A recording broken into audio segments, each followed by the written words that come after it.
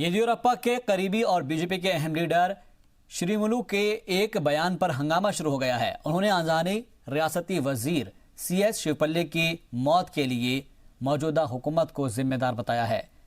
श्रीमुलु के बयान के बाद कई कांग्रेस लीडरान ने इसकी मजम्मत शुरू कर दी है। रियासती वजीर DK शिवकुमार ने कहा है कि अगर उन्हें यह मालूम था तो उन्होंने इसकी शिकायत पहले क्यों नहीं की और क्या स्पीकर को इत्तला दी गई थी। वाज़ेह है कि ज़िमनी इंतखाबात के दौरान लीडरान अपने सियासी मफाद के लिए कुछ भी बोलने से गुरेज नहीं कर रहे हैं। ऐसे में एक वजीर को लेकर दिया गया ये बयान काफ़ी गैर जिम्मेदाराना माना जा रहा है, लेकिन फिर भी येदियुरप्पा अपने लीडर का दिफा करते हुए नजर आए।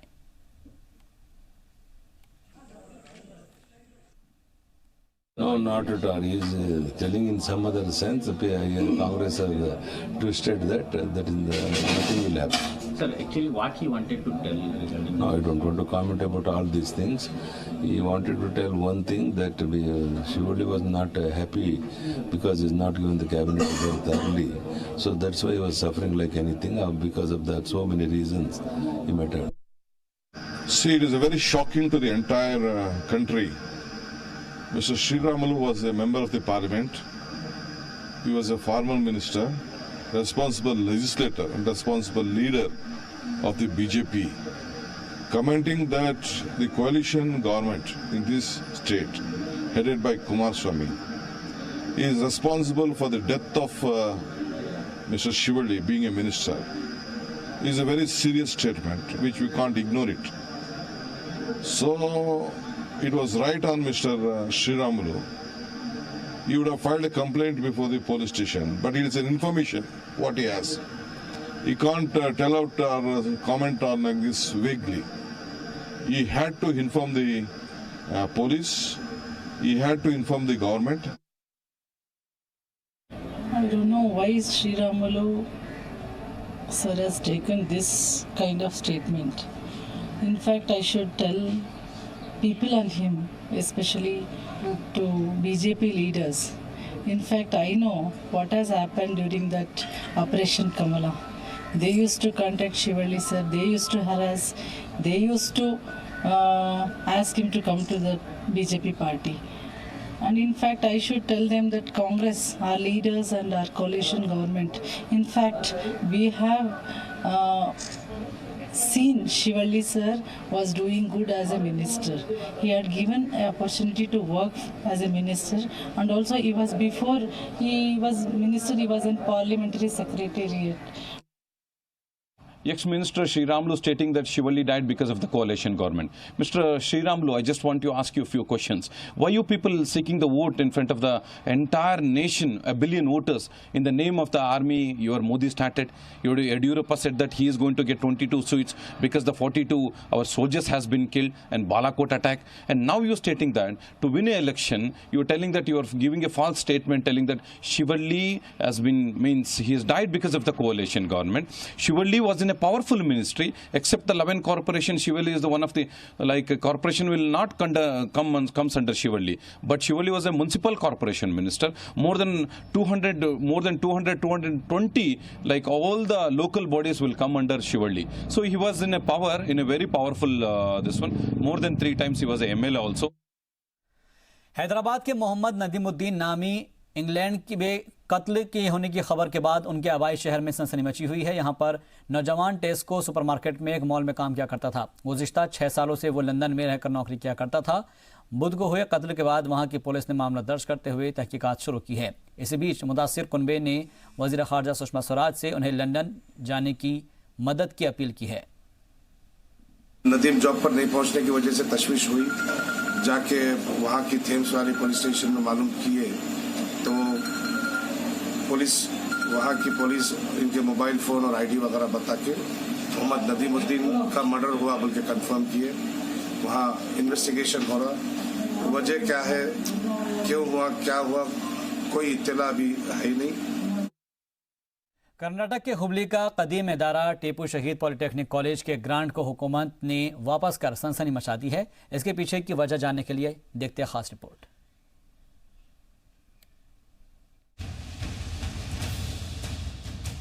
टीपू शहीद इंस्टीट्यूट ऑफ टेक्नोलॉजी हुबली के कदीम तरीन इदारों में से एक है। यहाँ डिप्लोमा के कोर्स चलाए जाते हैं। 1979 में शुरू हुए इस कॉलेज को हुकूमत ने 2001 से ग्रांट देना शुरू कर दिया, लेकिन इंतजामिया 3 ऐसे लोगों का दिफा करती रही जो 2-2 जगह से तनख्वाह लेते रहे। हुकूमत के नोटिस पर भी गलती नहीं सुधारने पर कॉलेज को ग्रांट खोना पड़ा। Tipu Shahi Institute has made some mistakes during the grant in aid process during 2001. They have given false information to the government and claimed grant in aid for 3 staff members. It was noticed by the Lokayukta and by the department, and the inquiry was conducted and it was proved. Then the Directorate of Technical Education has wrote a letter to the chairman to rectify the mistakes done by the management. हुकूमत ने टीपू शहीद college को दी जाने वाली माली grant को रोक दिया है। हालांकि इंतजामिया अपनी वजाहत पेश कर रहा है। उनका कहना है कि 3 लोगों के लिए पूरे स्टाफ को परेशान नहीं किया जा सकता। वहीं इंतजामिया अदालती कार्रवाई करने पर गौर कर रहा है। कर्नाटक की तारीख में हुकूमत शायद ही किसी कॉलेज का ग्रांट को विड्रॉ किया हो। ये पहली मर्तबा है कि टीपू शहीद पॉलिटेक्निक कॉलेज का ग्रांट विड्रॉ किया गया है। इसकी वजह स्टाफ की जानिब से किया गया धोखा है। उसके अलावा मैनेजमेंट को बार बार लिखे जाने के बाद भी मैनेजमेंट ने कोई कार्रवाई नहीं करने की वजह से इस ग्रांट को विड्रॉ किया गया है। कैमरा पर्सन समीर के साथ शाहिद काजी, जी मीडिया, बेंगलुरु। चलिए बढ़ते आगे। कर्नाटक के सैयद अहमद अब्बास ने उर्दू के गैर मुस्लिम मरसनिगार के उन्वान पर मकाला पेश किया, जिसमें गैर मुस्लिम 248 शुअरा के कलाम को शामिल किया गया। एक रिपोर्ट देखिए।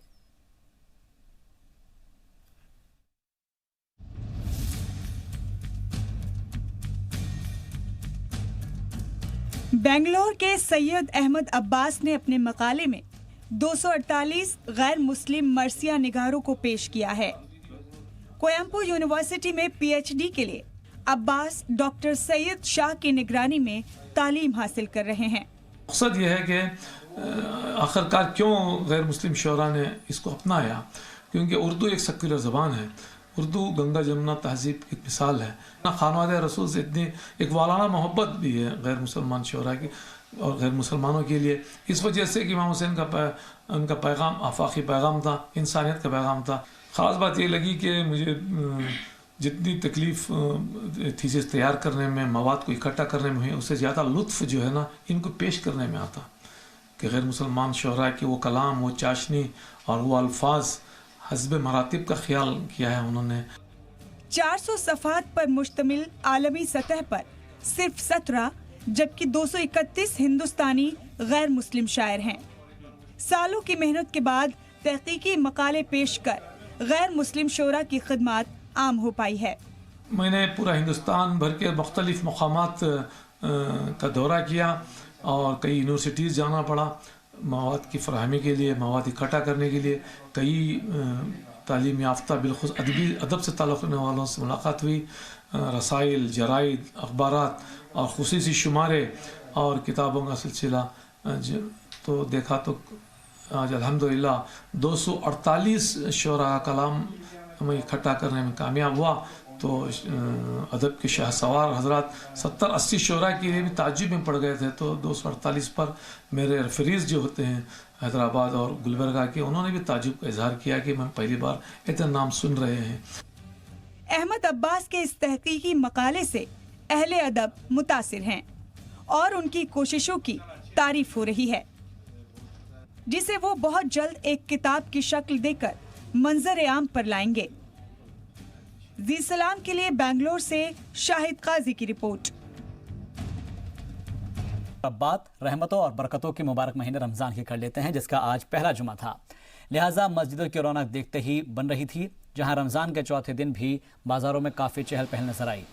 हर तरफ ख़रीदारों का मजमा नज़र आया, तो वहीं पूरे दिन लोग अपनी अपनी तैयारियां करते नजर आए।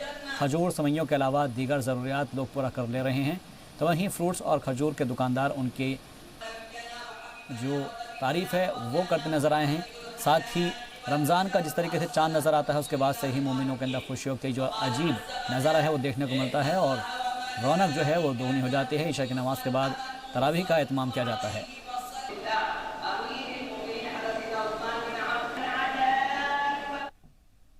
हमने नमाज़ जुमा सुकून अंदाज में खुशी वखुशी के साथ अदा किया मस्जिद अक़सा में। हालांकि धूप की शिद्दत के बावजूद भी जो मुसलमानों की जो ईमान की हरारत है अल्हम्दुलिल्लाह वो मस्जिद की तरफ खींच कर लाकर बजमात और खुतबे के साथ और नमाज जुमा अदा किया है। अल्लाह सुब्हानहू व तआला का फजल है कि माह सियाम का पहला जुमा है और पूरे आमद मुस्लिमीन ने बड़े इंतहाई अंधा पेशानी के साथ नमाज जुमा अदा किया है। रोज़े की हालत में तो बस जिस्म की ताकत के लिए, जिस्म को ताकत पहुंचाता खजूर, अंबर, मबरूम, सफ़ावी, कलमी, सुकरी, अजवा, मरियम, सुकरी और अपने मसारी, सगाई, ये खजूरों से फ़ायदे ये है कि अपने ताकत कमज़ोरी दूर करता है खजूरों से, और अपने घुटनों की कमज़ोरी दूर होती इससे, और खून में अगर जिस्म में खून कम है तो वो भी 15 दिन के अंदर लेवल में आ जाता। ज़ईफ़ लोगों के लिए और अच्छे फ़ायदेमंद। और अजवा से क्या है, आपको हार्ट के लिए, कैंसर के लिए, ट्यूबरक्लोसिस के लिए फ़ायदेमंद है ये। रमज़ान की इब्तिदा के साथ ही बाज़ार में मुख्तलिफ़ किस्म के फ्रूट्स और खजूर वगैरह दस्तयाब है। और देखा जाए तो गुज़िश्ता साल से अब इस साल खजूर के और फ्रूट्स के रेट ज़्यादा है, मतलब सब काला है मौसम के हिसाब से, और फ्रूट्स की काल दस्तयाब भी कम है, इसलिए का रेट भी ज़्यादा है। और गुज़िश्ता साल इसके जो रेट से 900 से चालू थे, तो जो 5 किलो का जो बॉक्स है 900 रुपये से स्टार्टिंग थे, अब इस साल 1200 से शुरू है, इसलिए का रेट ज़्यादा है। और फ्रूट्स का एकदम अच्छे क्वालिटी के आ रहे हैं। सेब में आपको इम्पोर्टेड क्वालिटी और का वाशिंगटन, चाइना और जेस्पेरी वगैरह आम किस्म के आ रहे हैं। और हमेशा मई के महीने में अंगूर ख़त्म हो जाता था, लेकिन अब अंगूर भी दस्तयाब है। रमज़ान के मुबारक महीने में दरगाहों पर भी इबादत के नज़ारे देखने को मिलते हैं। आस्थानों पर हिंदू मुस्लिम यकजहती का आलम यह है कि सभी लोग एक साथ इफ्तार करते हैं। यहाँ आने वाले कई हिंदू भाई रोज़ा भी रखते हैं और उनका कहना है कि इससे उन्हें ज़हनी सुकून मिलता है। दरगाहों पर कौमी यकजहती के ऐसे नज़ारे अक्सर देखने को मिल जाते हैं। मैं कौमी एकता के बारे में तो ये कहना चाहता हूँ कि जिसको अगर कौमी एकता देखना चाहता है कोई बंदा, तो वो सरकार की बारगाह में आके देखे, क्योंकि यहाँ पर हिंदू मुस्लिम जो भी है सभी एक साथ रोज़ा खोलते हैं, सभी रोज़े भी रखते हैं और सब आपस में एक दूसरे को भाई मानते हैं। और यहाँ पे ये कहीं कितने सालों से चला आ रहा है, आज कम से कम 400-500 थाल लगे हुए हैं और इसके अंदर सिर्फ मुस्लिम ही नहीं है बल्कि हिंदू भी है और जो दूसरे धर्म के मानने वाले हैं वो भी सब साथ ही में बैठकर रोज़ा खोल रहे हैं सरकार की बारगाह में। इंशाअल्लाह ताला हमारे यहाँ ख्वाजा सरकार हज़रत ख्वाजा सैयद जमालुद्दीन के 400-450 साल है, हमारे पुरखों से परंपरा चली आ रही है। जैसा कि अभी आपने चांद रात के दिन एक इंटरव्यू हमने दिया था कि हज़रत ख्वाजा सैयद जमालुद्दीन के मीनारे के ऊपर से जब लाइट जलती है वो बरसों से जलती है, ठीक है, 422 साल, 424 साल, जैसे जैसे उरूस बढ़ता है वैसे वैसे साल बदला जाता है। उस हिसाब से यहाँ भी पब्लिक का हुजूम बढ़ता जाता है ख्वाजा साहब के दीवानों का, और ख्वाजा साहब के हर एक दीवाने यहाँ आते हैं और हम उनको दले खादिमों की हैसियत से हम दिलो जान से शुक्रिया अदा करते हैं और सबको रमज़ान की मुबारकबाद देते हैं और सबको इख्तियारी हम भाईचारे की तरह एक निभा के एक हमारा फ़र्ज़ पूरा करते हैं अल्हम्दुलिल्लाह। और यहाँ पे 38 साल से आता हूँ, रोज़ बरोज़ मैं देखता हूँ यहाँ पे इफ्तार करने वाले अल्हम्दुलिल्लाह बढ़ते ही गए हैं और माशाल्लाह ये यहाँ से जो फेज़ मिलता है इधर ख्वाजा जमालुद्दीन बाबा से, इसकी वजह से लोग आते हैं और हर धर्म के लोग आते हैं। कौमी एकता के बारे में क्या कहेंगे? कौमी एकता में ये है कि यहाँ पे देखो सबके लिए, ऐसा नहीं कि इफ्तार सिर्फ मुस्लिमों के लिए, कोई भी धर्म आ सकता है, हिंदू, सिख, ईसाई, और ये सबके लिए ओपन अल्हम्दुलिल्लाह बहुत अच्छी तरह से होता है, कई सालों से होता है। और ये मोहब्बत ही हमारे हिंदुस्तान की जो भी है वो एक ये चीज़ है जो सबको हमको करनी है साथ में मिल के, और सबको इकट्ठा ही रहना है, इसके सिवा कोई चारा भी नहीं है। और इंशाल्लाह सब रहेंगे, ये बड़ी दरगाह से अपने दुआ करते हैं। सूफीज़म तो पूरी चीज़ ही अलग है, हर चीज़ के लिए हमारे गरीब नवाज ने भी कहा है कि किसी के लिए आप वेर जेर मत रखो, इंसानियत सबसे बड़ी पहली चीज़ है, मैल इज़ फॉर नन, और सबके लिए ह्यूमैनिटी की सबसे बड़ी चीज़ होती है। तो अल्हम्दुलिल्लाह वही चीज़ हम लोगों को सूफीज़म में है कि सबको हमको मान के चलना है, इंसानियत सबसे बड़ा धर्म, इससे बड़ा कोई धर्म नहीं है। तो इंसानियत सबसे बड़ा धर्म है। हालांकि दरगाह पर आने वाले हिंदू भाइयों का रमज़ान को लेकर क्या कुछ कहना है आपको सुनाते हैं। ये दरगाह पे मैं करीबन 5 साल से आता हूँ और यहाँ बहुत श्रद्धा है हमें, हमारा कोई भी काम होता है अच्छी तरह से हो जाता है। दरगाह के आते हैं, हम मानता भी मानते हैं और हिंदू मुस्लिम की एकता भी रहती है। हमारे बहुत हिंदू लोग ये मस्जिद में आते हैं, अरे सॉरी ये दरगाह पे आते हैं।